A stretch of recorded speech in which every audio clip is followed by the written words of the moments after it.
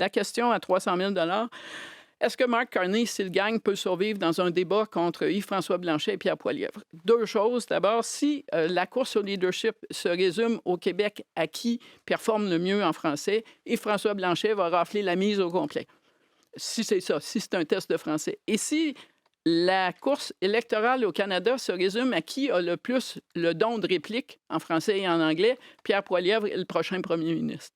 La vérité, c'est que c'est pas... La performance au débat, ça compte, mais ce n'est pas le seul test de comment on vote à la fin. J'ai vu, par exemple, Brian Mulroney a perdu le débat des chefs en anglais pendant l'élection du libre-échange. Il est sorti de ce débat-là en 88, à 10 jours du vote, avec 10 points de retard sur John Turner. Le soir des élections, M. Mulroney a été élu à la tête d'un gouvernement majoritaire. Donc, une campagne électorale, ça se gagne tous les jours, ça se gagne pas au débat ou ça se perd pas complètement au débat. Ça peut.